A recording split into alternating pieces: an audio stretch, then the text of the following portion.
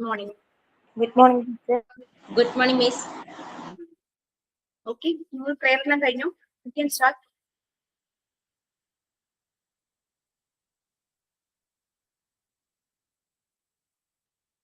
Yes. Silent prayer, that's all. Say prayer.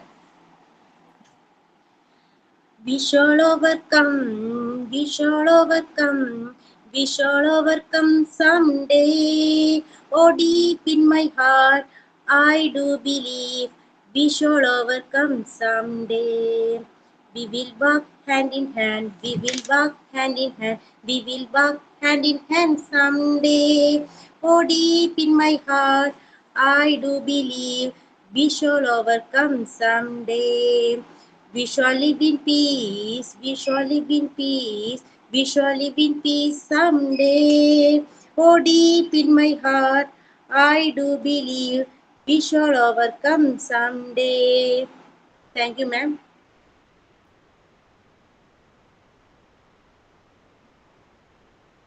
എന്തെങ്കിലും share ചെയ്യാനുണ്ടോ? Saturday പല plans ഉണ്ടായിരുന്നു കാണുമായിരിക്കും അല്ലേ? സാറ്റർഡേസിലെ ക്ലാസ്സിലേക്ക് ഓടി വരും. നമുക്ക് ആ ഒരു ഷെഡ്യൂള് ചിലപ്പോ ഇങ്ങനെ ലാസ്റ്റ് ഒക്കെ വരുമ്പോഴേക്കും നിങ്ങൾക്ക് കേൾക്കാമോ? ഓഡിബിൾ ആണ്? ടീച്ചറെ സാധാരണയിൽ നിന്ന് വോളിയം കുറവാണ്. അതെന്തെന്ന് വെച്ചാല് എന്റെ വെബ്കാമിന്റെ ഓഡിയോ ഇതിനകത്തേക്ക് കണക്ട് ആവുന്നില്ല. പറ്റും.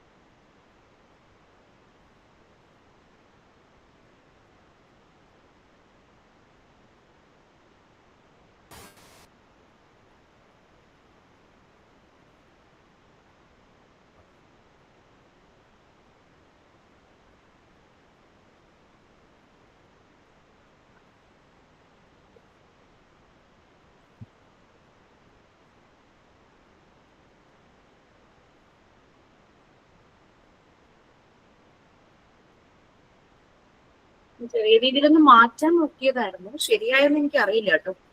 എനിക്ക് കൂടുതൽ സമയം എടുക്കുന്നില്ല. എനിവേ കേൾക്കാമല്ലോ അല്ലെ? കേൾക്കാലോ? ഇനി ഞാൻ കൂടുതൽ കണ്ടിട്ടുകൊണ്ടിരുന്ന നമ്മുടെ സമയം പോകും. എനിവേ ഞാൻ മാക്സിമം സൗണ്ട്ലെസ് പറയാം. Okay fine. എന്തോ പറ്റിയതാ, എന്തോ ഒക്കെ എടുത്ത് കീബോർഡിൽ വെച്ചിട്ട് എന്തോ പറ്റി. കീബോർഡിൽ ഞാൻ കുറെയൊക്കെ ചെയ്തിട്ടോ അത് ശരിയാവുന്നില്ലേ? Okay fine please. എന്തായിരുന്നു ഞാൻ പറഞ്ഞോണ്ടിരുന്നേ? ലാസ്റ്റ് ക്ലാസ്സിൽ എന്തായിരുന്നു? അതായത് ഇന്നലെ ആയിരുന്നു അല്ലെ? മിസ് ലാസ്റ്റ് ക്ലാസ്സിലെ പേജ് നമ്പർ 58 ഇനി ലാസ്റ്റത്തെ ചൈൽഡ് ആൻഡ് ഹിസ് ബിഹേവിയർ എടുക്കാനുണ്ട്. സൈക്കോളജി അല്ലേ? അതോ അതെ മിസ്. മിസ് ഇന്നലെ എഡ്യൂക്കേഷൻ സൈക്കോളജി സ്റ്റാർട്ട് ചെയ്തു, യൂണിറ്റ് 7. സൈക്കോളജി കംപ്ലീറ്റഡ് ഞാൻ എഴുതി വെച്ചിട്ടുണ്ട്. ഒബ്വിയസ്ലി യൂണിറ്റ് 7 ഞാൻ ഷെയർ ചെയ്യാം. നിങ്ങൾ ഇനി വായിക്കാനുള്ള പോർഷൻ റീഡ് ചെയ്ത് തുടങ്ങി ഷെയർ ചെയ്യും, കയ്യിൽ ബുക്ക് ഉണ്ടെങ്കിൽ കേട്ടോ.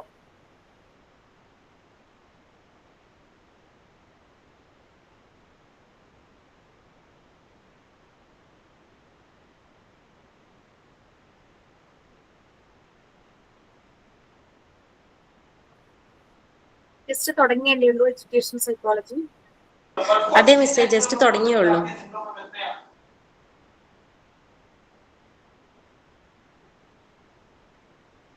ഓക്കെ, നമ്മൾ ഈ റെഫറൻസസ് ഒക്കെ പറഞ്ഞു. 2 മെയിൻ റെഫറൻസസ് ഉണ്ട് എഡ്യൂക്കേഷൻ സൈക്കോളജിയിലെ. ബിഹേവിയർ സയൻസ്, അതൊരു ബിഹേവിയർ സയൻസ് ആണ്. അതിന് 2 മെയിൻ റെഫറൻസ് ഉണ്ട്. കാരണം ഹ്യൂമൻ ബിഹേവിയറും അതുപോലെ തന്നെ എഡ്യൂക്കേഷനുമാണ്. എഡ്യൂക്കേഷണൽ സെറ്റിംഗ്സിൽ ഹ്യൂമൻ ബിഹേവിയറിനെ മോഡിഫൈ ചെയ്യുക, അതാണ് എഡ്യൂക്കേഷണൽ സൈക്കോളജി. എഡ്യൂക്കേഷൻ എന്നുള്ളതുകൊണ്ട് ഉദ്ദേശിക്കുന്നത് അങ്ങനെ പേഴ്സണാലിറ്റി ഡെവലപ്പ് ചെയ്യുക എന്നുള്ളത്. സോ ആരാ വായിച്ചോളൂ ബാക്കി.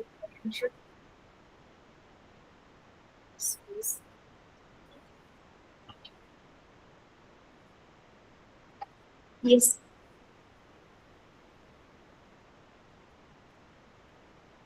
മിസ് ക്ലിയർ അല്ല വോയിസ്. വോയിസ് ക്ലിയർ ആകുന്നില്ല മിസ്സേ പറയുന്നേ. ആണോ? വെളിയിൽ നിന്ന് തന്നെ കറണ്ട് വരുമോ?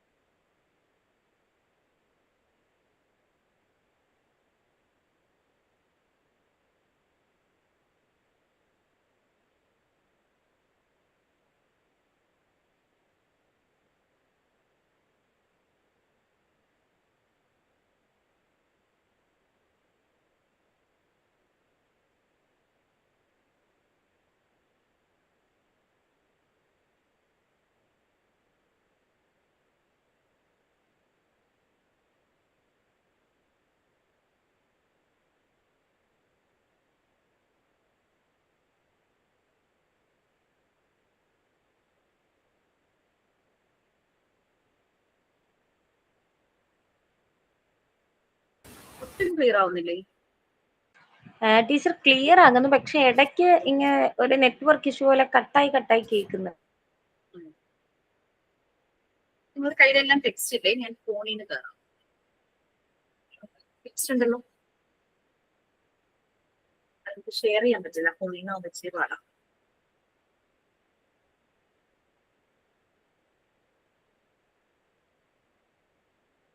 ഇതാണല്ലോ ലിമിറ്റേഷൻസ്. ഇങ്ങനെയൊക്കെ വരുമ്പോഴാണ് ലിമിറ്റേഷൻസ് വരിക.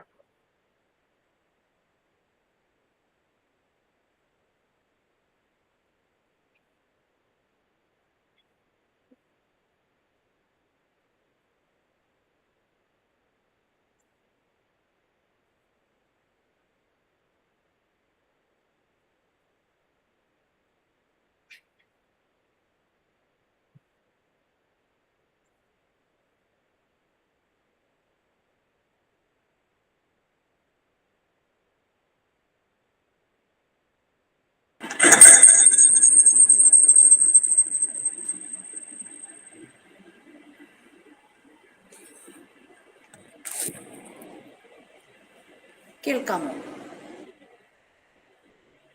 ഓക്കെ ആണോ?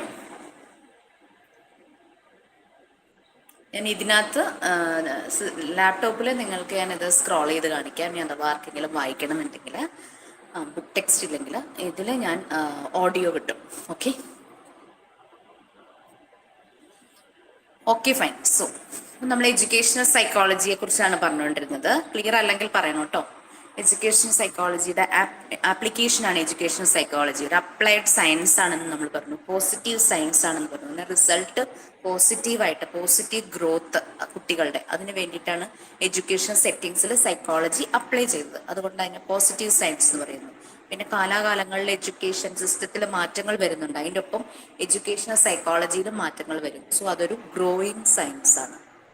സോ അപ്ലൈഡ് സയൻസ് ആണ്, പോസിറ്റീവ് സയൻസ് ആണ്, ഗ്രോയിങ് സയൻസ് ആണ്. പിന്നെ ഇത് ഹ്യൂമൻ ബീയിങ്ങിലുള്ള ആപ്ലിക്കേഷൻസ് ആണ്. അവരുടെ ബിഹേവിയറിനെ ഷേപ്പ് ചെയ്യുവാണ്, അവരുടെ പേഴ്സണാലിറ്റി ഡെവലപ്പ് ചെയ്യുകയാണ്. സോ എന്താന്ന് വെച്ച് കഴിഞ്ഞാൽ ഈ അങ്ങനെ ഷേപ്പ് ചെയ്യുമ്പോൾ നമുക്ക് ഓരോ കുട്ടിക്കും ഓരോ മെത്തേഡായിരിക്കും നമ്മൾ യൂസ് ചെയ്യുന്നത്. എല്ലാവർക്കും കൂടെ ഒരേ മെത്തേഡല്ല. അപ്പൊ ഇതൊരു തിയറിയെ ബേസ് ചെയ്തിട്ടുള്ള സയൻസ് അല്ല.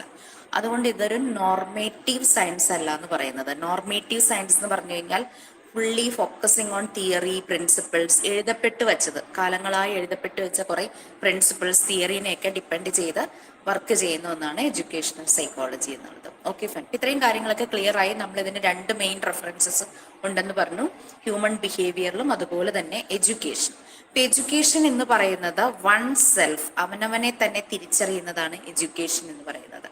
ഇനി അങ്ങനെ തിരിച്ചറിയുന്നത് പ്രായമായതിനു ശേഷമല്ല, ചെറുപ്പത്തിലേ തുടങ്ങി.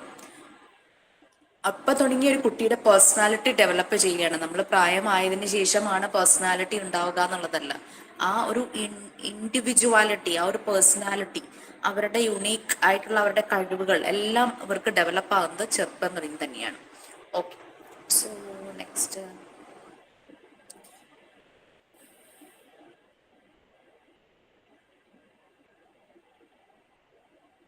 ഇതൊന്നും വായിച്ചിട്ടില്ലല്ലോ.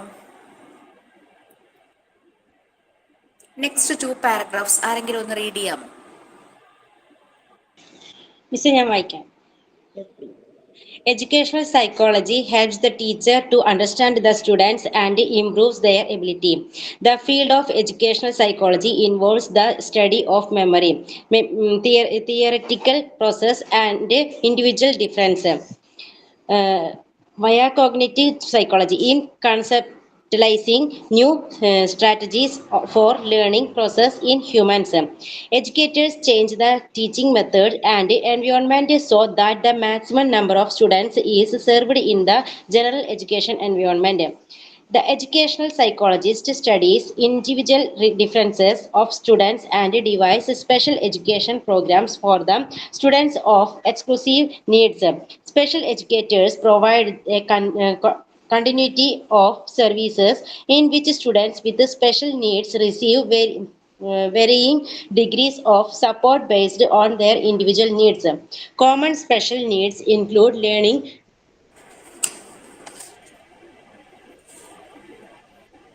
disabilities, disabilities,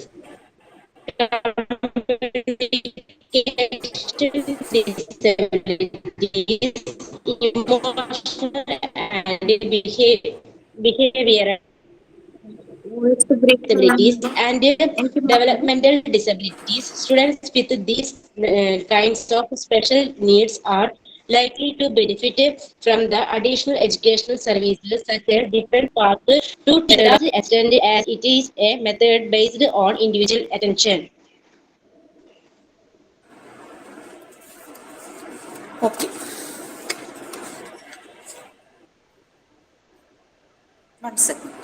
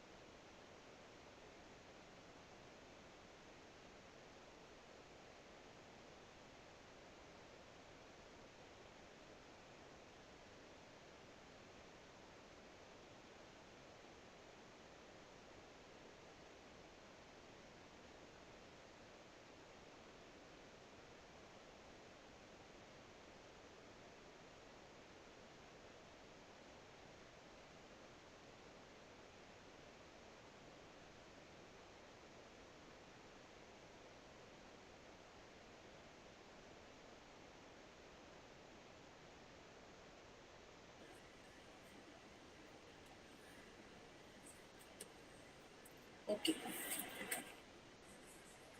സോ ഒരു ടീച്ചർക്ക് എത്രത്തോളം എഡ്യൂക്കേഷണൽ സൈക്കോളജി ടീച്ചറെ ഹെൽപ്പ് ചെയ്യുന്നു എന്നുള്ളതാണ് നെക്സ്റ്റ്. ആ ടീച്ചർക്ക് മനസ്സിലാകും അല്ലെ, കുട്ടികളെ മനസ്സിലാകും, എന്ത് എപ്പോൾ പഠിപ്പിക്കണം, എങ്ങനെ പഠിപ്പിക്കണം എന്നുള്ളത് മനസ്സിലാകും. അങ്ങനെ മനസ്സിലാകുന്നു, അവരുടെ എബിലിറ്റി ഇംപ്രൂവ് ചെയ്യുന്നു ഓരോ സ്റ്റുഡൻസിൻ്റെയും. അപ്പോൾ എഡ്യൂക്കേഷണൽ സൈക്കോളജിയിൽ ഇപ്പം നമ്മൾ കുട്ടികളെ പഠിപ്പിക്കുമ്പോൾ പല കാര്യങ്ങളും അവർക്ക് മെമ്മറൈസ് ചെയ്യേണ്ടതായിട്ട് വരും. ആ മെമ്മറൈസ് ചെയ്യും. പിന്നെ പല തിയറട്ടിക്കൽ പ്രോസസ്സ് അവർക്ക് പറഞ്ഞു കൊടുക്കും. അതുപോലെ തന്നെ ഇൻഡിവിജ്വൽ ഡിഫറൻസസ്, ഓരോ കുട്ടിയുടെ ഡിഫറൻസസ് മനസ്സിലാക്കിയിട്ടാണ് ടീച്ചർ ഇതെല്ലാം പ്രൊവൈഡ് ചെയ്യുന്നത്. കോഗ്നിറ്റീവ് സൈക്കോളജി, ബുദ്ധി, മനുഷ്യന്റെ ബുദ്ധിയുമായിട്ട് റിലേറ്റഡ് ആയിട്ടുള്ള സയൻസ്, സൈക്കോളജി. ഓക്കെ.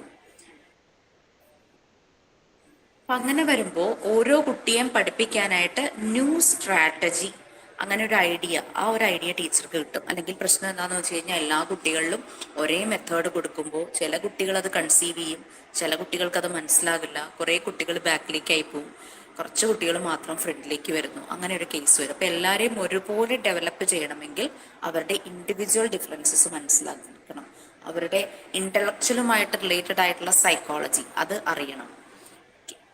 അപ്പോൾ എഡ്യൂക്കേറ്റേഴ്സ്, അതായത് ടീച്ചേഴ്സ്, അവർ ടീച്ചിങ് മെത്തേഡ്സ് ചേഞ്ച് ചെയ്യുകയാണ്. ഓരോ കുട്ടിയെയും പഠിപ്പിക്കാനുള്ള ടീച്ചിങ് മെത്തേഡ്സ് ചേഞ്ച് ചെയ്യുകയാണ്, എൻവിയോൺമെന്റ്സ് ചേഞ്ച് ചെയ്യുകയാണ്. നമ്മുടെ ഒരു ട്രെയിനിങ് ടീച്ചിങ് പ്രാക്ടീസിന് പോയപ്പം നിറയെ മരങ്ങളുള്ളൊരു സ്കൂളായിരുന്നു, നിറയെ ഷെയ്ഡ് ഉണ്ടായിരുന്നു. അപ്പോൾ ആ കുട്ടിക്ക് തോന്നി മരത്തിൻ്റെ ചുവട്ടിൽ കൊണ്ടിരുത്തി കുറച്ച് നേരം പഠിപ്പിക്കണം. അപ്പോൾ ആ സ്കൂളിൽ റിക്വസ്റ്റ് ചെയ്തപ്പോൾ അവർ സമ്മതിച്ചു, അതിൻ്റെ ഫുൾ റെസ്പോൺസിബിലിറ്റി ഏറ്റെടുക്കണം എന്നായിരുന്നു. പക്ഷെ കുട്ടികളും ഭയങ്കര ഹാപ്പി ആയിട്ടിരുന്നു, ആരും അങ്ങോട്ടും ഇങ്ങോട്ടൊന്നും ഓടിയൊന്നും പോയൊന്നുമില്ല. അപ്പം അങ്ങനെ എങ്ങനെയുള്ളൊരു എൻവിയോൺമെൻറ്റ് വേണം, അങ്ങനെയുള്ളതെല്ലാം മാക്സിമം നമ്പർ, ഓൾമോസ്റ്റ് 100% കുട്ടികൾക്കും ആ ഒരു സർവീസ്, നല്ലൊരു എൻവിയോൺമെൻറ്റിലുള്ള ഒരു എഡ്യൂക്കേഷൻ പ്രൊവൈഡ് ചെയ്യുന്ന രീതിയിൽ എഡ്യൂക്കേറ്റേഴ്സ്, ടീച്ചേഴ്സ് ഡെവലപ്പ് ചെയ്യണം, ടീച്ചിങ് മെത്തേഡ്സ് ഡെവലപ്പ് ചെയ്യണം എന്നാണ് പറയുന്നത്. Educational psychologist, that means teachers it self. നമ്മൾ പഠിക്കുന്ന ഒരു സൈക്കോളജി ആണല്ലോ എഡ്യൂക്കേഷണൽ സൈക്കോളജി. ഓരോ സ്റ്റുഡൻസിൻ്റെയും ഇൻഡിവിജ്വൽ ഡിഫറൻസസ് സ്റ്റഡി ചെയ്യുന്നു. പിന്നെ സ്പെഷ്യൽ എഡ്യൂക്കേഷൻ പ്രോഗ്രാംസ്, ചിലപ്പോൾ ചില സ്റ്റുഡൻസിന് റെമഡിയൽ ടീച്ചിങ്, സ്പെഷ്യൽ ക്ലാസ്സസ്, അങ്ങനെ സ്പെഷ്യൽ എഡ്യൂക്കേഷണൽ പ്രോഗ്രാംസ് എല്ലാം സ്റ്റുഡൻസിന് വേണ്ടിയിട്ട് അത് പ്രൊവൈഡ് ചെയ്യേണ്ടതായിട്ട് വരുന്നു. പിന്നെ ആ ഒരു സർവീസ്, കണ്ടിന്യൂറ്റി ഓഫ് സർവീസ്, വല്ലപ്പോഴും എന്തെങ്കിലും ചെയ്യാൻ വേണ്ടി എന്തെങ്കിലും ചെയ്യാന്നുള്ളതല്ല, എപ്പോഴും ആ ഒരു കൺസിസ്റ്റൻസി കീപ്പ് ചെയ്ത് നല്ല രീതിയിൽ കുട്ടികൾക്ക് പ്രൊവൈഡ് ചെയ്യാം. ചില കുട്ടികൾക്ക് ചിലപ്പോൾ സ്പെഷ്യൽ നീഡ്സ് ആവശ്യമായിട്ട് വരും. എല്ലാ കുട്ടികളുടെയും കോഗ്നിറ്റീവ് ലെവൽ ഒരുപോലെ ആവണമെന്നില്ല, അല്ലെ, ബുദ്ധിപരമായിട്ടുള്ള ആ ഒരു ലെവല്, ആ ഒരു ഇന്റലക്ച്വൽ ഡിഗ്രി എന്ന് പറയുന്നത് വേരി ചെയ്യാം. അവരുടെ ഇൻഡിവിജ്വൽ നീഡ്സ് അനുസരിച്ച് കാര്യങ്ങൾ മനസ്സിലാക്കി കൊടുക്കാനായിട്ട് പറ്റണം. പലരും ക്ലാസ്സിൽ ഇങ്ങനെ ഷെയർ ചെയ്തിട്ടുണ്ട്, മാത്സ് ഭയങ്കര ടഫായിരുന്നു, ഒട്ടും ഇഷ്ടമുണ്ടായിരുന്നില്ല പഠിക്കാൻ. അപ്പോൾ ഒരു പുതിയ ടീച്ചർ വന്നപ്പോൾ ഞാൻ മാത്സിനെ ഇഷ്ടപ്പെടും.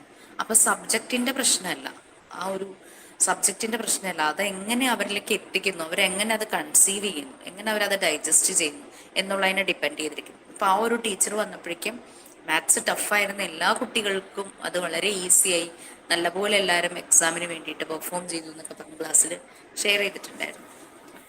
അപ്പോൾ ഈ കോമൺ സ്പെഷ്യൽ നീഡ്സ്, പലപ്പോഴും ഇങ്ങനെ സ്പെഷ്യൽ നീഡ്സ് ഉള്ള കുട്ടികൾക്ക് പ്രത്യേകം കൊടുക്കണം, അങ്ങനെയുള്ള കാര്യങ്ങളൊക്കെ പറഞ്ഞല്ലോ. ഈ കോമൺ സ്പെഷ്യൽ നീഡ്സിൽ ലേണിംഗ് ഡിസബിലിറ്റീസ്, കമ്മ്യൂണിക്കേഷൻ, ചിലർക്ക് പഠിക്കാനുള്ള ഡിസബിലിറ്റീസ് വരും, ലാംഗ്വേജിൽ വരും, നമ്പേഴ്സിൽ വരും, പിക്ചേഴ്സ് ഐഡന്റിഫൈ ചെയ്യണതിൽ ഡിസ്ലെക്സിയ, ഡിസ്ഗ്രാഫിയ എന്നൊക്കെ പറഞ്ഞുള്ള പ്രശ്നങ്ങളൊക്കെ വരില്ലേ, അത്. പിന്നെ കമ്മ്യൂണിക്കേഷൻ ഡിസബിലിറ്റീസ്, സംസാരിക്കുന്നതിനുള്ള ഒരു disability. Emotional and behaviour disorders, പലപ്പോഴും ഇമോഷണലി ആൻഡ് ബിഹേവിയർ ഡിസോർഡേഴ്സ് ഇവരുടെ സ്റ്റഡിയെ തന്നെ ബാധിക്കും. പിന്നെ ഫിസിക്കൽ ഡിസബിലിറ്റീസ്, ശാരീരികമായിട്ടുള്ള ബുദ്ധിമുട്ട്, ചിലപ്പോൾ കൈയുടെ വിരലുകൾ ശരിക്കും ആ രീതിയിൽ ഡെവലപ്പ് ആകാത്തത്, അങ്ങനെ നടക്കാനുള്ള ബുദ്ധിമുട്ടോ ഇരിക്കാനുള്ള ബുദ്ധിമുട്ടോ, അങ്ങനെയുള്ള ഫിസിക്കൽ ഡിസബിലിറ്റീസും. അതുപോലെ തന്നെ ഡെവലപ്മെന്റൽ ഡിസബിലിറ്റീസ്, അവരുടെ ഡെവലപ്മെന്റ് പല ഏരിയയിലാണെന്ന് നമ്മൾ പറഞ്ഞിട്ടുണ്ടായിരുന്നു. അപ്പൊ അങ്ങനെ ഡെവലപ്മെന്റിൽ എന്തെങ്കിലും ഡിസബിലിറ്റീസ്, അങ്ങനെ എല്ലാം വരുന്നിടത്തെല്ലാം സ്പെഷ്യൽ നീഡ്സ്, ആ കുട്ടികളെല്ലാം സ്പെഷ്യൽ നീഡ്സ് ആവശ്യമുള്ളവരാണ്. അപ്പൊ ആ സ്പെഷ്യൽ നീഡ്സ് ഉള്ള കുട്ടികളെ അതിനനുസരിച്ച് സ്പെഷ്യൽ കെയർ തന്നെ വേണം. അപ്പോൾ അത് ചിലപ്പോൾ ഒരു സാധാരണ ടീച്ചറെ കൊണ്ട് പറ്റിയെന്ന് വരില്ല. അപ്പം അതിന് വേണ്ടിയിട്ട് പ്രത്യേകം സ്പെഷ്യൽ എഡ്യൂക്കേറ്റേഴ്സ് ഉണ്ട്. നമ്മുടെ ബാച്ചിൽ തന്നെ സ്പെഷ്യൽ എഡ്യൂക്കേഷൻ കോഴ്സ് ചെയ്യുന്നവർ തന്നെ മോണ്ടിസോറി കോഴ്സ് കൂടെ ചെയ്യാനായിട്ട് വന്നിട്ടുണ്ടായിരുന്നു. കാരണം അവർ പറഞ്ഞത് ഇതും കൂടി ആകുമ്പോൾ ഞങ്ങൾക്ക് ആ കുട്ടികളെ നല്ല രീതിയിൽ ടേക്ക് കെയർ ചെയ്യാനായിട്ട് പറ്റും എന്നുള്ള രീതിയിലാണ് പറഞ്ഞത്. ഓക്കെ, ഇനി നമ്മളിപ്പോൾ എഡ്യൂക്കേഷൻ സൈക്കോളജിയുടെ കാര്യമാണ് പറഞ്ഞത്. കുട്ടികളുടെ ഇൻഡിവിജ്വൽ ഡിഫറൻസസ് മനസ്സിലാക്കി നമുക്ക് അവരെ നല്ല രീതിയിൽ നമുക്ക് മുന്നോട്ട് നല്ലൊരു സർവീസ് അവർക്ക് പ്രൊവൈഡ് ചെയ്യാം, അങ്ങനെയുള്ള കാര്യങ്ങളെല്ലാം നമ്മൾ പറഞ്ഞിട്ടുണ്ടായിരുന്നു അല്ലേ. അപ്പോൾ ഈ ഒരു എഡ്യൂക്കേഷണൽ സൈക്കോളജിയുടെ ഈ ഒരു സെറ്റിങ്സിൽ, സൈക്കോളജിയുടെ ഒരു അപ്ലൈഡ് ബ്രാഞ്ചാണ് എന്നെല്ലാം നമ്മൾ പറഞ്ഞു. ഈ ഒരു സെറ്റിങ്സിൽ മെയിനായിട്ടും 5 കീ ഫാക്ടേഴ്സ് ഉണ്ട്. ഓൾറെഡി നിങ്ങൾ പറഞ്ഞു എഡ്യൂക്കേഷൻ എന്ന് പറയുമ്പോഴേക്കും അതിലെന്താണ് മെയിനായിട്ട് വരുന്ന കാര്യങ്ങൾ, 2 ജീവനുള്ള കാര്യങ്ങൾ നമ്മൾ പറഞ്ഞു. എന്തായിരുന്നു അത്? ടീച്ചറും കുട്ടികളാണ്. അതെ, ടീച്ചറും കുട്ടികളും. അപ്പൊ നമുക്ക് അത് കുട്ടികളെ നമുക്ക് ലേണർ എന്ന് പറയാം, പഠിതാവ് എന്നൊക്കെ നമ്മൾ മലയാളത്തിൽ പറയണ പോലെ. പിന്നെ നമ്മളുടെ ഫെസിലിറ്റേറ്റർ അല്ലെങ്കിൽ ടീച്ചർ അല്ലെങ്കിൽ എഡ്യൂക്കേറ്റർ അല്ലെങ്കിൽ ട്രെയിനർ, വട്ടവർ ഇറ്റ് ബി. അപ്പൊ ഇങ്ങനെ ഇവര് രണ്ടുപേരും ഉണ്ട്. അത് കൂടാതെ ഇവര് രണ്ടുപേരും മീറ്റ് ചെയ്യുന്ന പ്ലേസ് എവിടെയാണ്? സ്കൂളല്ലേ മാം? രണ്ടുപേരും മാത്രമായിട്ട് വരുന്നത് എവിടെയായിരിക്കും? Class room. ക്ലാസ് റൂം അല്ലെ. അപ്പൊ ലേണിംഗ് എൻവിയോൺമെന്റ് അല്ലെ, അവർ പഠിക്കുന്ന ആ ഒരു environment. Okay, learning situation or learning environment. ഇനി ഇവര് രണ്ടുപേരും കൂടെ കടന്നു പോകുന്ന പ്രോസസ്സ് എന്താണ്? പഠനം എന്നുള്ള പ്രോസസ്സാണല്ലേ, learning process.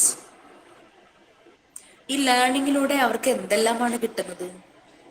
Experiences, learning experiences. അപ്പൊ അങ്ങനെ 5 മെയിൻ കീ ഫാക്ടേഴ്സ് ഉണ്ട്. നമ്മൾ പറഞ്ഞത് ലേണർ, ടീച്ചർ അല്ലെങ്കിൽ എഡ്യൂക്കേറ്റർ, അവർ കണ്ടുമുട്ടുന്ന ലേണിംഗ് സിറ്റുവേഷൻ അല്ലെങ്കിൽ ലേണിംഗ് എൻവിയോൺമെന്റ്, അവർ രണ്ടുപേരും കൂടെ കടന്നു പോകുന്ന പ്രോസസ് ലേണിംഗ് പ്രോസസ്. ആ ലേണിംഗ് പ്രോസസ്സിൽ നിന്നും അവർക്ക് കിട്ടുന്നത് ലേണിംഗ് എക്സ്പീരിയൻസസ്. ഇങ്ങനെ 5 കീ ഫാക്ടേഴ്സ് ആണ് വരുന്നത്. അതാണ് നെക്സ്റ്റ് കേട്ടോ.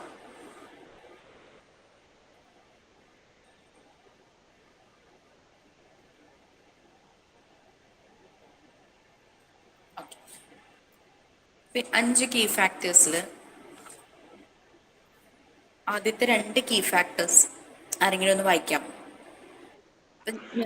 നേച്ചർ ഓഫ് ഒരു മിനിറ്റ്, ഞാൻ ഈ പറഞ്ഞ ഓർഡർ എന്ന് പറഞ്ഞു കഴിഞ്ഞാൽ ലേണർ, ടീച്ചർ അല്ലെങ്കിൽ എഡ്യൂക്കേറ്റർ, പിന്നെ അവർ രണ്ടുപേരും കണ്ടുമുട്ടുന്ന സ്ഥലം ലേണിംഗ് എൻവിയോൺമെന്റ്, പിന്നെ അവർ അതിലൂടെ പോകുന്ന പ്രോസസ്സ് ലേണിംഗ് പ്രോസസ്സ്, അതിൽ നിന്നും അവർക്ക് കിട്ടുന്നത് ലേണിംഗ് എക്സ്പീരിയൻസസ്. ആ ഒരു ഓർഡറാണ് ഞാൻ പറഞ്ഞത്. പക്ഷെ നമുക്ക് ഓർഡർ അങ്ങനെയൊന്നും അല്ല ഇതിനകത്ത് കിട്ടിയിരിക്കുന്നത്. നിങ്ങൾക്ക് ഇഷ്ടമുള്ള പോലെ വായിക്കാം.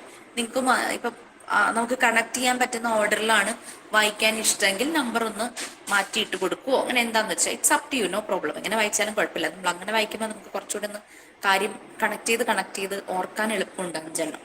Okay, please. യെസ്, വായിക്കട്ടെ ടീച്ചർ? വായിച്ചോളൂ. Nature of educational psychology. Educational psychology is an applied branch or subject of psychology. The nature of educational psychology can be summarized as follows. The learner. The subject matter of educational psychology is centered around the learner. Therefore, the need of knowing the learner and the techniques of knowing him well. The topics include the innate abilities of capacities of the individual difference and their measurement, the measurements they covered conscient as well as senseless behavior of the learner, the characteristics of his growth and development at each stage beginning from childhood to adulthood. അടുത്ത വായിക്കണോ teacher? Yes. The learning experience. Educational psychology helps in determining what learning experience are desirable at what stage of the growth and development of the learner, so that this experience can be acquired with a greater essence and satisfaction.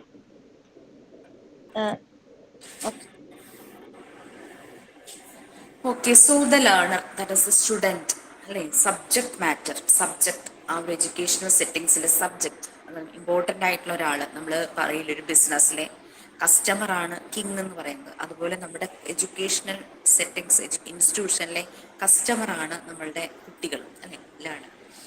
അപ്പോൾ അവരെ നന്നായി അറിയുക. അതിനെ അവരെ അറിയാനുള്ള techniques നമ്മൾ നല്ലതുപോലെ അറിയാം, ആ കുട്ടികളെ നല്ലപോലെ അറിയാനുള്ളത്. പിന്നെ ഇവരുടെ എബിലിറ്റീസ്, കപ്പാസിറ്റീസ്, ഓരോ ഇൻഡിവിജ്വൽസിൻ്റെയും എബിലിറ്റിയും കപ്പാസിറ്റീസും മനസ്സിലാക്കുക. പിന്നെ ഇൻഡിവിജ്വൽ ഡിഫറൻസസ് അത് മനസ്സിലാക്കാനുള്ള ടൂൾസ്, മെഷർമെൻറ്റ്സ്. പിന്നെ open, close, overt, covert, open close, അങ്ങനെ conscious as well as senseless behaviour of the learner. ഈ സ്റ്റുഡൻസ് സംടൈംസ് അവർ ഓപ്പൺ അപ്പ് ചെയ്യും, സംടൈംസ് അവർ ഭയങ്കരമായിട്ട് എന്താ പറയുക, വിത്ഡ്രോ ചെയ്ത് ഉൾവലിഞ്ഞ് നിൽക്കും. അവര് നമുക്ക് മനസ്സിലാകില്ല പെട്ടെന്ന്, അവരെല്ലാം ഇങ്ങനെ ഉള്ളിൽ അടക്കി വെക്കുന്ന ഒരു ക്ലോസ് ക്യാരക്ടർ ആയിരിക്കും. സംടൈംസ് അവർ വളരെ കോൺഷ്യസ് ആയിട്ട് ഭയങ്കര ബോധത്തോടു കൂടി പെരുമാറുന്നതാണ്.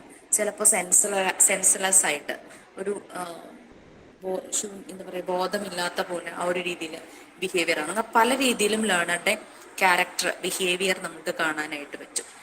ഇതെല്ലാം അവരുടെ ഗ്രോത്തും ഡെവലപ്മെന്റിനെയും ബാധിക്കുന്ന ഫാക്ടേഴ്സാണ്.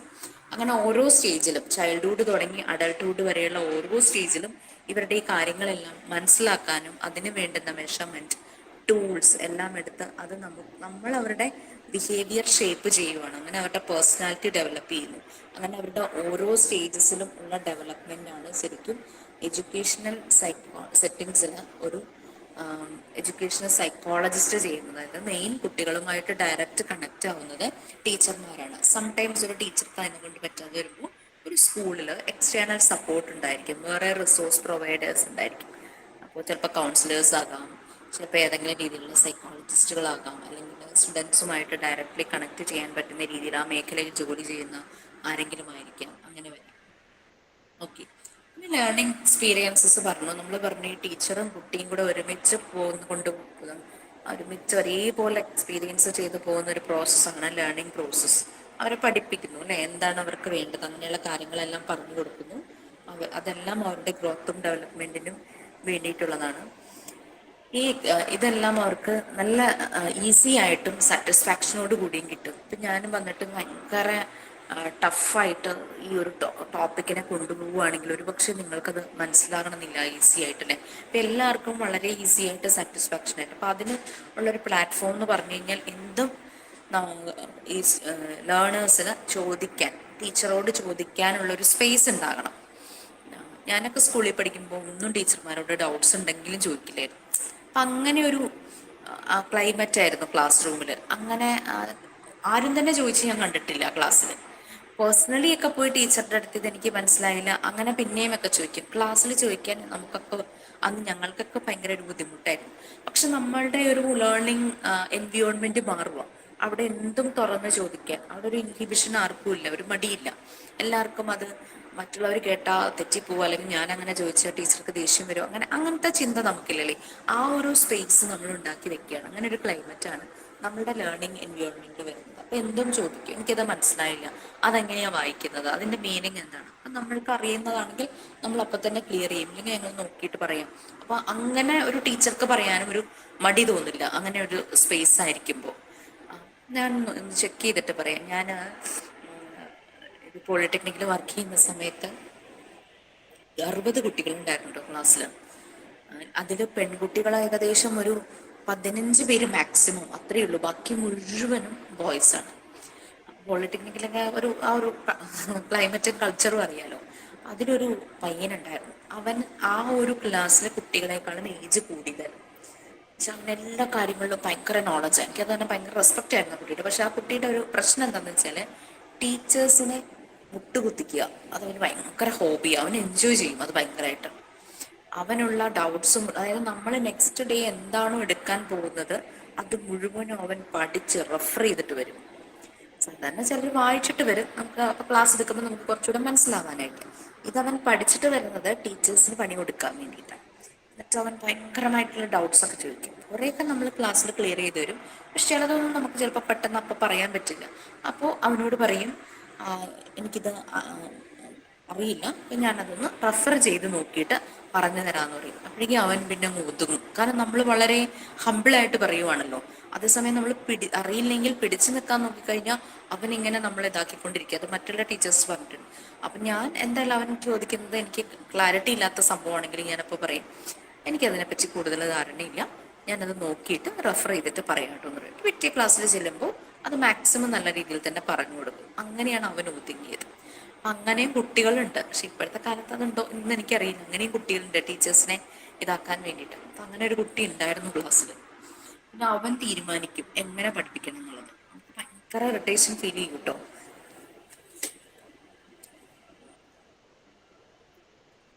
ഭയങ്കരമായിട്ടൊരു ഇറിറ്റേഷൻ ഒക്കെ ഫീൽ ചെയ്യും. പക്ഷെ നമ്മൾ കൺട്രോൾ, നമ്മൾക്കും ആ സമയത്ത് 24-25 ആ ഒരു ഏജേ ഉള്ളൂ. അതായത് ഈ കുട്ടിയുമായിട്ട് കൂടി വന്നാൽ 3-4 വയസ്സിന്റെ ഡിഫറൻസേ ഉള്ളൂ. പക്ഷെ നമ്മൾ ശരിക്കും ഇട്ട് അത് ഇതാക്കുന്ന കുട്ടികളുണ്ട്. ഓക്കെ, അപ്പൊ അങ്ങനെ പല രീതിയിലുള്ള ബിഹേവിയർ വരുന്ന കുട്ടികളുണ്ട്. അവരെ മാനേജ് ചെയ്യാൻ പറ്റുക എന്നുള്ളത് തന്നെയാണ് ഒരു ടീച്ചറെ സംബന്ധിച്ച് ടീച്ചറുടെ ഒരു കഴിവ്. അത് മാത്രമല്ല കുട്ടികളുടെ കപ്പാസിറ്റി, അവരുടെ എബിലിറ്റി മനസ്സിലാക്കാനും ഈ ഒരു ടീച്ചറുടെ വരുമ്പോൾ നമുക്ക് മനസ്സിലാവും. ഓക്കെ, നെക്സ്റ്റ് ലേണിംഗ് പ്രോസസ്സും ലേണിംഗ് സിറ്റുവേഷൻ ഓർ എൻവയോൺമെന്റ്, അത് രണ്ടും കൂടെ ഒന്ന് റീഡ് ചെയ്യാമോ?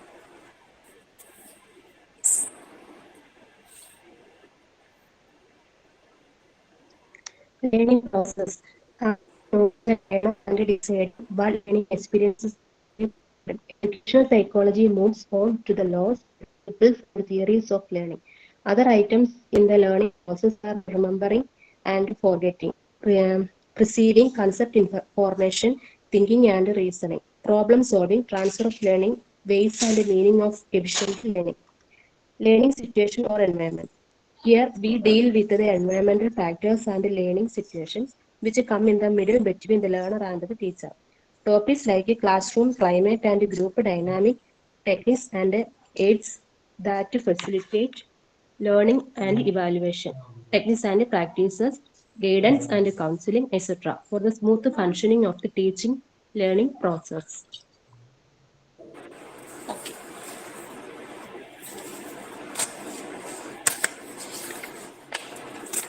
So next learning process. ഇപ്പം നമ്മളുള്ളത് ഈ പറയുന്ന എല്ലാ ഫാക്ടേഴ്സിലൂടെ നമ്മൾ കടന്നു പോവുകയാണ് അല്ലേ.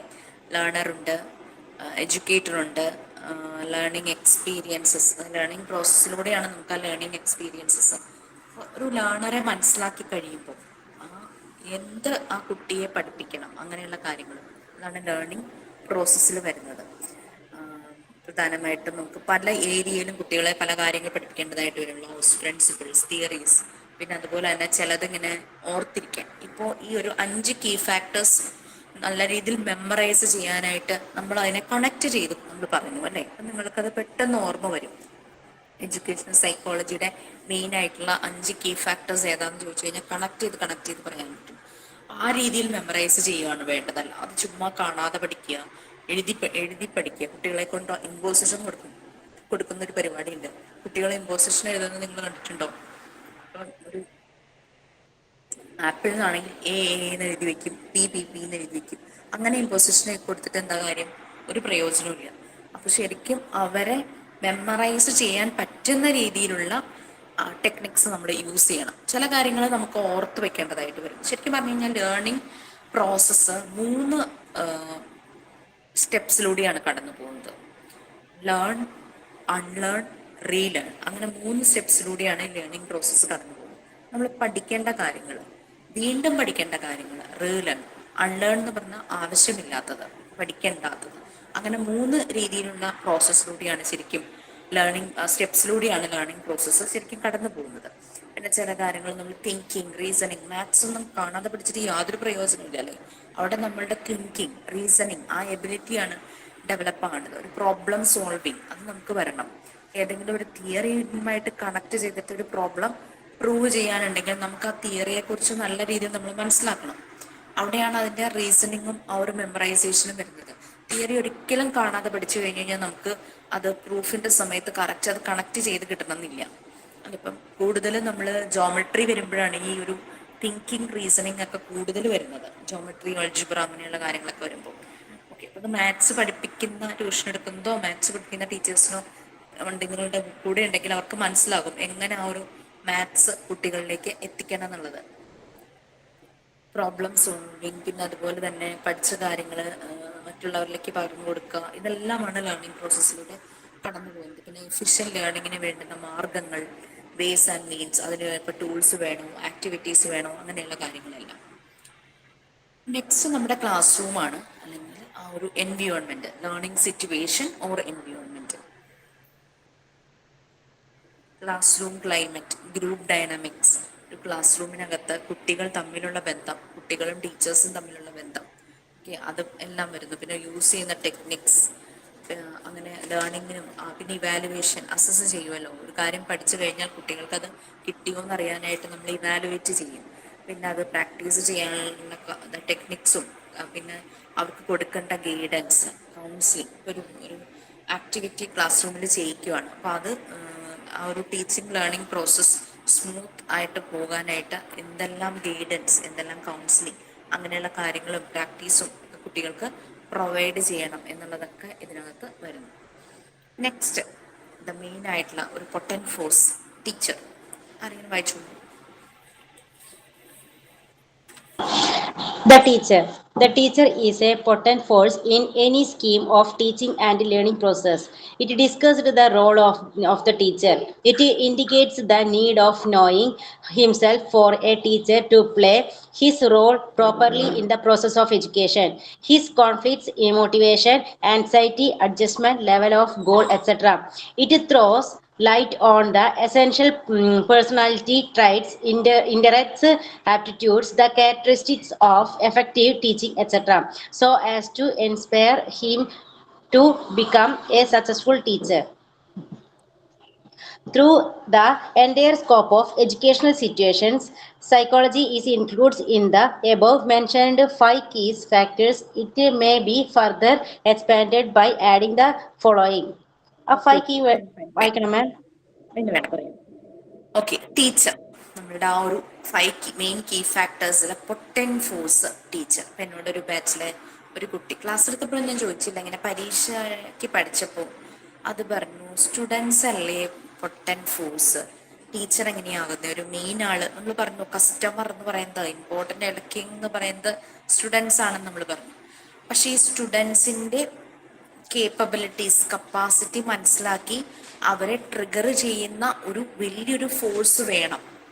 എന്നാലാണ് കുട്ടികൾ അവരെ തിരിച്ചറിഞ്ഞ് എനിക്ക് ഈ കഴിവുണ്ടെന്ന് മനസ്സിലാക്കി അവർ കാര്യങ്ങൾ ചെയ്യുള്ളൂ. അപ്പം അതുകൊണ്ടാണ് ടീച്ചറെ പൊട്ടൻറ്റ് ഫോഴ്സ് എന്ന് വിളിക്കുന്നത്.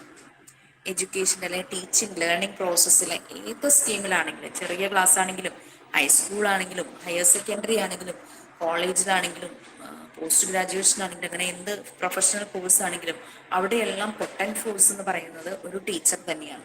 അപ്പോൾ ഏത് സ്കീം ഓഫ് ടീച്ചിങ്ങിലും ലേണിംഗ് പ്രോസസ്സിലും ടീച്ചറുടെ റോള് അത്രയും ഇമ്പോർട്ടൻ്റ് തന്നെയാണ്. ടീച്ചർ ഫസ്റ്റ് അവനവനെ തന്നെ തിരിച്ചറിയണം, എന്നിട്ട് മനസ്സിലാക്കണം ആ ഒരു റെസ്പോൺസിബിലിറ്റി, എന്താണ് എൻ്റെ റോള്, ആ ഒരു എഡ്യൂക്കേഷൻ എന്നുള്ള പ്രോസസ്സിൽ എൻ്റെ റോള് പ്രോപ്പറായിട്ട് എന്താണ്. നമുക്ക് പല പേഴ്സണൽ പ്രശ്നങ്ങളുണ്ടാകും, നമ്മുടെ ആ ഒരു കോൺഫ്ലിക്ട്സ്, അതെല്ലാം നമുക്കതൊക്കെ കോപ്പപ്പ് ചെയ്യാനായിട്ട് പറ്റണം.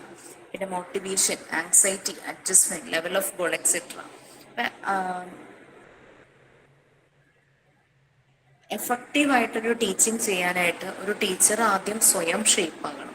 നമ്മൾ കുട്ടികളുടെ പേഴ്സണാലിറ്റി ഡെവലപ്മെന്റിനെ ഷേപ്പ് ചെയ്യുന്ന ഒന്നാണ് എഡ്യൂക്കേഷൻ എന്ന് പറയുമ്പോൾ, എഡ്യൂക്കേഷൻ അത് പ്രൊവൈഡ് ചെയ്യുന്ന ആള് ആദ്യം സ്വയം അവനവനെ തന്നെ തിരിച്ചറിഞ്ഞ് നമ്മൾക്ക് എന്തെങ്കിലും വീക്ക്നെസ് ഉണ്ടെങ്കിൽ അത് നമ്മൾ ഓവർകം ചെയ്യാനായിട്ട് നോക്കണം. നമ്മുടെ സ്ട്രെങ്ത് നമ്മൾ കുറച്ചുകൂടെ ഇമ്പ്രൂവ് ആക്കാനായിട്ട് നോക്കണം. നമ്മൾ എന്തെങ്കിലും അപ്ഗ്രേഡ് ചെയ്യാനുണ്ടെങ്കിൽ അത് നമ്മൾ അപ്ഗ്രേഡ് ചെയ്യണം. കാരണം ആ കുട്ടികളെ ഇൻസ്പയർ ചെയ്യുന്ന ഒരു ആളാണ് ഒരു ടീച്ചർ എന്ന് പറയുന്നത്. കുട്ടികൾക്ക് റോൾ മോഡൽ ആയിരിക്കണം, ആ ഒരു രീതിയിലുള്ള ഒരു വ്യക്തിയായിരിക്കണം ഒരു ടീച്ചർ.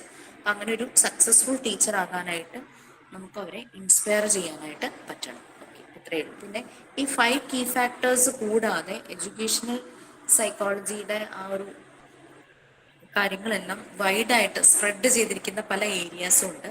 അതാണ് നെക്സ്റ്റ് ആരുമായിട്ട് ഇങ്ങനെ നമുക്ക് കൊടുത്തിരിക്കുന്നത്.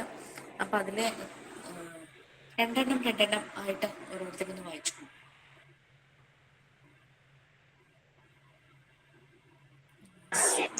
It studies human behavior in educational situations. Psychology is the study of behavior, and education deals with the alteration of behavior. Hence, educational psychology pervades the whole field of education. It studies the growth and development of the child, how a child passes through the various stages of growth, and what are the characteristics of each stage are included in the study of educational psychology. Sir, മൊത്തം വായിക്കാനാണോ? വേണ്ട വേണ്ട വേണ്ട മതി, നമുക്ക് just ഒന്ന് discuss ചെയ്തിട്ട് പോവാം. നിങ്ങൾക്ക് എന്തെങ്കിലും ആഡ് ചെയ്യാനുണ്ടെങ്കിൽ ആഡ് ചെയ്യാം കേട്ടോ. അപ്പോൾ എഡ്യൂക്കേഷൻ സിറ്റുവേഷനിൽ ഹ്യൂമൻ ബിഹേവിയർ സ്റ്റഡി ചെയ്യുന്ന ഒന്നാണ് എഡ്യൂക്കേഷൻ സൈക്കോളജി. നമുക്കറിയാം psychology it self study of behaviour. അപ്പൊ എഡ്യൂക്കേഷൻ എന്ന് പറയുന്നത് ആ ഒരു ബിഹേവിയറിനെ ഓൾട്ടർ ചെയ്യുന്നു, ഷേപ്പ് ചെയ്യുന്നു, അതിനെ കൂടുതൽ മെച്ചപ്പെടുത്തുന്നു. അതുകൊണ്ട് എഡ്യൂക്കേഷണൽ സൈക്കോളജി പെർവേർഡ്സ്, അതായത് സ്പ്രെഡ് ചെയ്യുന്നു the whole field of education. എഡ്യൂക്കേഷൻ്റെ എല്ലാ ഫീൽഡിലേക്കും അത് സ്പ്രെഡ് ചെയ്തിരിക്കുന്ന ഒന്നാണ് എഡ്യൂക്കേഷണൽ സൈക്കോളജി എന്ന് പറയുന്നത്. നെക്സ്റ്റ്, ഒരു കുട്ടിയുടെ ഗ്രോത്തും ഡെവലപ്മെന്റും സ്റ്റഡി ചെയ്യുന്ന ഒന്നാണ് എഡ്യൂക്കേഷണൽ സൈക്കോളജി. കുട്ടിയുടെ വളർച്ചയുടെ പല ഘട്ടത്തിലൂടെ കടന്നു പോകുന്നു. അപ്പോൾ ഓരോ സ്റ്റേജിലും എങ്ങനെ ആ കുട്ടിക്ക് ചേഞ്ചസ്, ആ കുട്ടിയെ എങ്ങനെ ഡെവലപ്പ് ചെയ്തെടുക്കണം, അതെല്ലാം എഡ്യൂക്കേഷണൽ സൈക്കോളജിയുടെ ഭാഗമായിട്ട് വരുന്നതാണ്. ഓക്കെ, നെക്സ്റ്റ് 2 പോയിന്റ്സ് റെഡി ചെയ്തു ആരെങ്കിലും?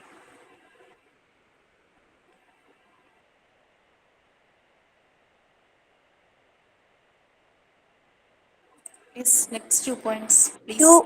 To what extent heredity and the environment provide towards the growth of the individual, and how this knowledge can be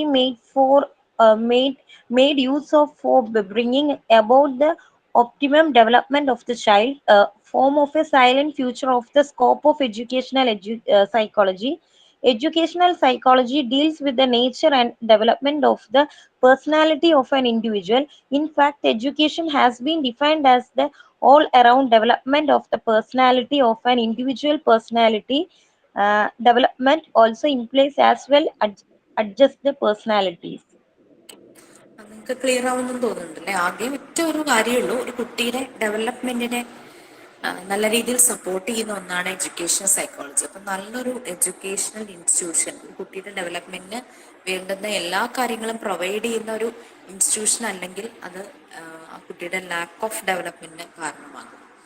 okay, അപ്പം അത് ഡിപ്പെൻഡിങ് ഓൺ ദ ടീച്ചറാണ് കുട്ടിയുമായിട്ട് ഡയറക്ട്ലി കണക്റ്റഡ് ആയിട്ടുള്ള വ്യക്തി. അപ്പം ആ ഒരു ടീച്ചറിലാണ് ആ ഒരു റെസ്പോൺസിബിലിറ്റി, അത്രയും കമ്മിറ്റഡ് ആയിരിക്കണം ആ ഒരു ടീച്ചർ എന്ന് പറയുന്നത്. പലപ്പോഴും ഒരു കുട്ടിയുടെ ഗ്രോത്ത് ആൻഡ് ഡെവലപ്മെന്റിനെ ബാധിക്കുന്ന 2 കാര്യങ്ങളാണ്, 2 ഫാക്ടേഴ്സ്. നിങ്ങൾ ചൈൽഡ് ഡെവലപ്മെന്റിൽ അത് കണ്ടിട്ടുണ്ട്, ഹെറിഡിറ്റിയും അതുപോലെ തന്നെ കുട്ടി വളരുന്ന സാഹചര്യങ്ങളും.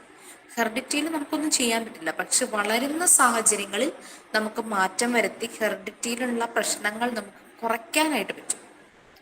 മറ്റു പ്രശ്നങ്ങൾ ഉണ്ടാകാതിരിക്കാനും ഉള്ള പ്രശ്നങ്ങൾ ജനിതകമായിട്ട് ജന്മനാ ഉള്ള പ്രശ്നങ്ങൾ മാറ്റാനല്ല കുറേയൊക്കെ ലഘൂകരിക്കാൻ കുറയ്ക്കാനായിട്ട് നമുക്ക് ഈ എഡ്യൂക്കേഷൻ സെറ്റിങ്സിൽ ശരിയായുള്ള ഇന്റർവെൻഷൻസ് ഹെൽപ്പ് ചെയ്യും. ഒരു പറഞ്ഞത് തന്നെയാണ്, നമ്മുടെ പേഴ്സണാലിറ്റി ഡെവലപ്മെന്റ് അതുമായിട്ട് ഡീൽ ചെയ്യുന്നതാണ്. ഓൾറൗണ്ട് ഡെവലപ്മെന്റ്, ഒരാളുടെ പേഴ്സണാലിറ്റി, ഒരു ഇൻഡിവിജ്വലിന്റെ, ഒരു കുട്ടിയുടെ പേഴ്സണാലിറ്റിയുടെ ഓൾറൗണ്ട് ഡെവലപ്മെന്റ് ആണ് എഡ്യൂക്കേഷൻ സൈക്കോളജി അപ്ലൈ ചെയ്യുമ്പോൾ നടക്കുന്നത്. പേഴ്സണാലിറ്റി ഡെവലപ്മെന്റ് എന്ന് പറഞ്ഞു കഴിഞ്ഞാൽ well adjusted personality.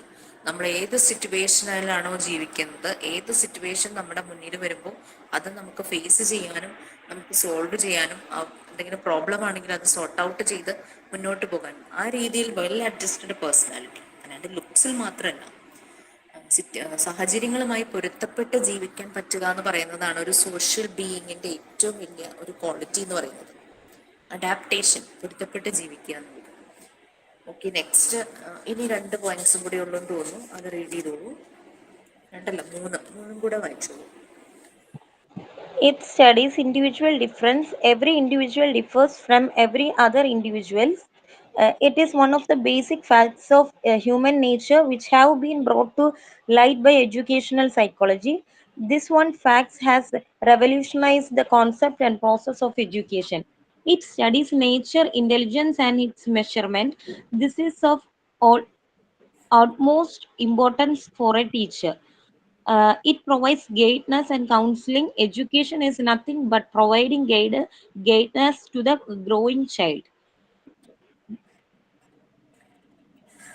Individual differences study ചെയ്യുന്നു. കാരണം 10 കുട്ടികളുണ്ടെങ്കിൽ 10 കുട്ടികൾക്കും അവരുടെ ഡിഫറൻസസ് ഉണ്ടാകും. ആ ഡിഫറൻസസ് മനസ്സിലാക്കിയിട്ട് അതിനനുസരിച്ചുള്ള ഒരു ഇന്റർവെൻഷൻ, ഇടപെടലാണ് എഡ്യൂക്കേഷൻ സൈക്കോളജിയിൽ നടക്കുന്നത്. എന്നാൽ മാത്രമാണ് റിസൾട്ട് ഉണ്ടാവുള്ളൂ, നല്ലൊരു ഔട്ട്കം ഉണ്ടാവുകയുള്ളൂ. It studies nature intelligence. എന്താ നേച്ചർ ഇന്റലിജൻസ് എന്ന് പറയുന്നത്? ഒരു നാച്ചുറലിസ്റ്റിക് ഇന്റലിജൻസ് ഉള്ള ഒരാൾ എങ്ങനെയായിരിക്കും? അയാൾക്ക് എമ്പതി ഉണ്ടായിരിക്കും. അതായത് പ്ലാന്റ്സ്, അനിമൽസ് ഇതിനെയെല്ലാം ടേക്ക് കെയർ ചെയ്യുന്ന ഒരു വ്യക്തി, എൻവിയോൺമെന്റിനോട് റെസ്പെക്റ്റ് ഉള്ള ഒരു വ്യക്തി, നേച്ചറിനോട് റെസ്പെക്റ്റ് ഉള്ള ഒരു വ്യക്തി, നേച്ചറിനെ എല്ലാം ടേക്ക് കെയർ ചെയ്യുന്നു. അപ്പൊ നമ്മൾ ഇതെല്ലാം കുഞ്ഞുങ്ങൾ അവർ അതിലൂടെ എല്ലാം കടന്നു പോകുന്നത് ഈ എഡ്യൂക്കേഷൻ എന്നുള്ള പ്രോസസ്സിലൂടെയാണ്. പ്ലാന്റ്സിന്റെ ഇമ്പോർട്ടൻസ്, അതുപോലെ തന്നെ എല്ലാ ജീവജാലങ്ങൾക്കും അവർക്ക് എല്ലാത്തിനും വേദനയുണ്ട്, ഒന്നിനെയും ഉപദ്രവിക്കാതിരിക്കുക, അങ്ങനെയുള്ള കാര്യങ്ങൾ. ഇതെല്ലാം ഒരു ടീച്ചറുടെ നിക്ഷിപ്തമാണല്ലേ. ഒരു ടീച്ചറാണ് ഇങ്ങനെയുള്ള കാര്യങ്ങളെല്ലാം അവർക്ക് പറഞ്ഞു കൊടുക്കുന്നത്. അപ്പം നാച്ചുർ ഇന്റലിജൻസും കൂടെ സ്റ്റഡി ചെയ്യുന്നു, അതിലാണ് എമ്പതി വരുന്നത്. അതുപോലെ തന്നെ ഗൈഡൻസും കൗൺസിലിങ്ങും പ്രൊവൈഡ് ചെയ്യുന്നു. Education is nothing but providing guidance to the growing child. ഒരു വളരുന്ന ഒരു കുട്ടിക്ക് വേണ്ടുന്ന ഗൈഡൻസ് പ്രൊവൈഡ് ചെയ്യുന്ന ഒന്നാണ് എഡ്യൂക്കേഷൻ എന്ന് പറയുന്നത്. ഓക്കെ, നെക്സ്റ്റ് ജനറൽ സൈക്കോളജി എന്ന് പറയുന്നത്, ജനറൽ സൈക്കോളജി നമ്മൾ ഓൾറെഡി സൈക്കോളജിയിൽ പറഞ്ഞു, deals with the behaviour of the individual in A general way. Okay, അത് എഡ്യൂക്കേഷൻ സെറ്റിങ്സിൽ വരുമ്പോൾ അത് എഡ്യൂക്കേഷൻ സെറ്റിങ്സിലുള്ള ബിഹേവിയറിന്റെ സ്റ്റഡി വരുമ്പോഴാണ് അത് എഡ്യൂക്കേഷണൽ സൈക്കോളജി എന്ന് പറയുന്നത്. നെക്സ്റ്റ് ഞാൻ പറഞ്ഞ കുറച്ച് കാര്യങ്ങൾ തന്നെയാണ്. ആ ഒരു 5 പോയിന്റ്സ് ഒന്ന് റീഡ് ചെയ്യാമോ ആരെങ്കിലും? ഞാൻ ഇൻട്രൊഡക്ഷനിൽ തുടങ്ങിയപ്പോൾ ആഡ് ചെയ്ത കുറച്ച് കാര്യങ്ങളാണ്. While general psychology deals with a behavior of an individual in a general way, educational psychology is concerned with the behavior of the learner in an educational setting. Its nature is scientific as it adopts the method of systematic inquiry, and scientific approach is used by science. Educational psychology is functional in its character and is not therefore concerned with the content of the subject. It is an applied positive science as it studies facts of behavior and describes the laws guiding them. It is not a normative science as it is not concerned with the value of education. Educational psychology is a growing science.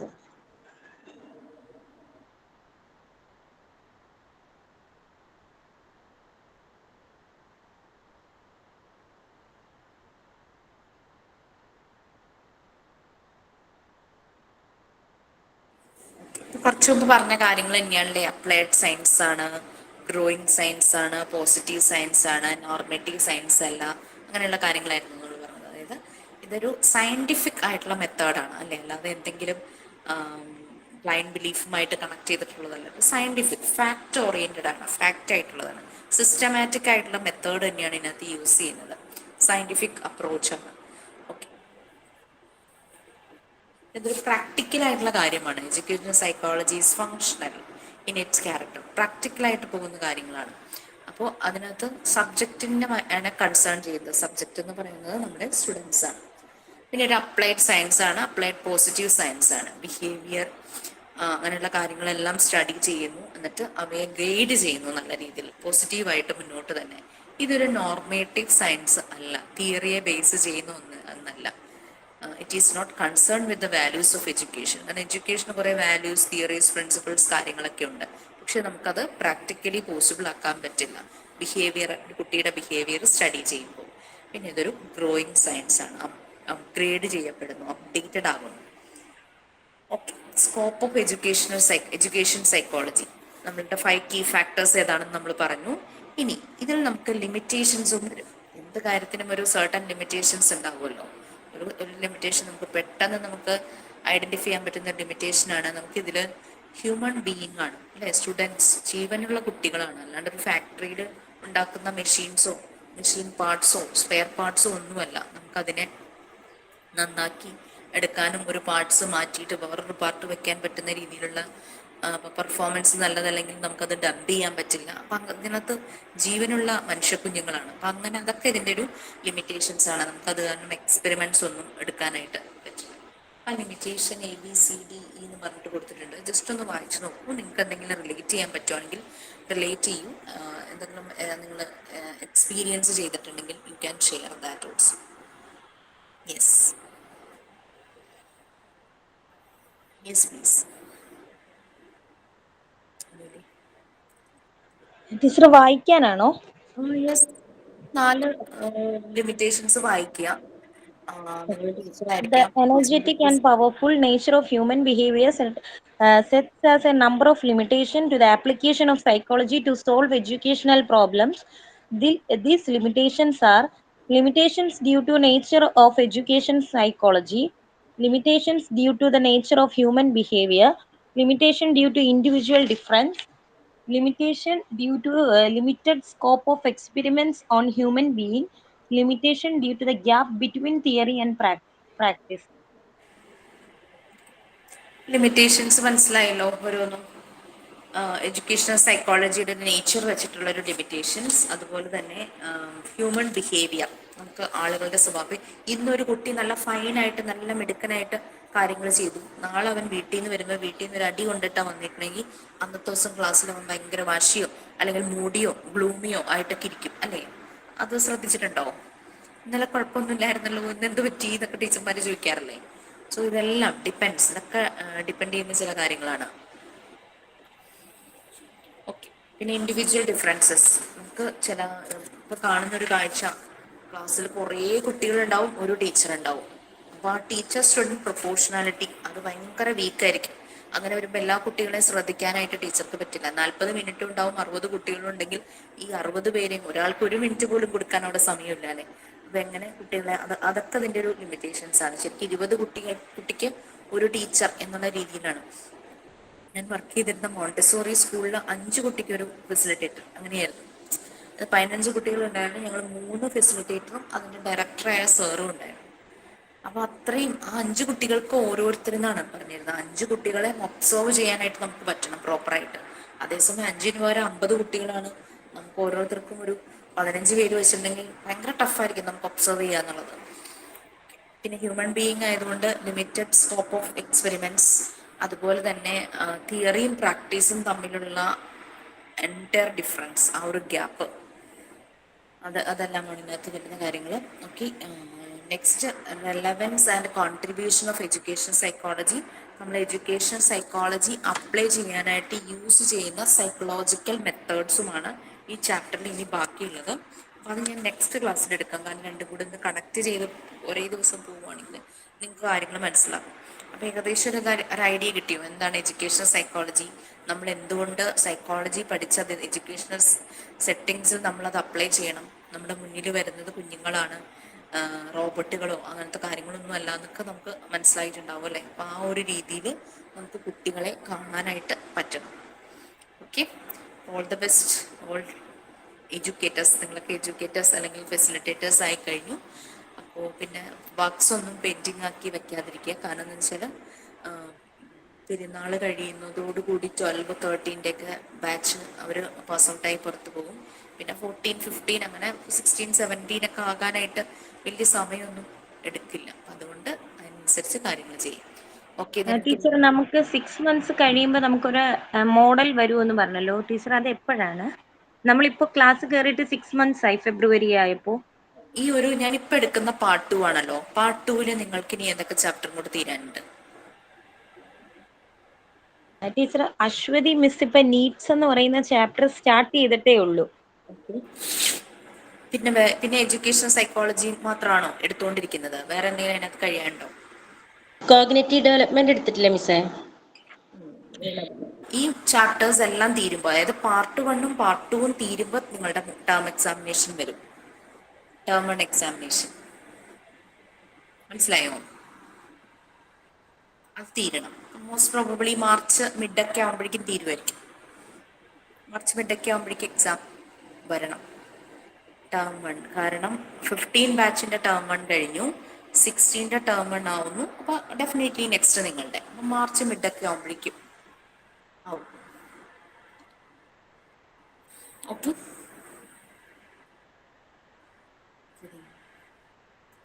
Okay then bye. Thank you so much. Thank you ma'am. Thank you ma'am. Thank you ma'am. Thank you miss. Thank you, ma'am.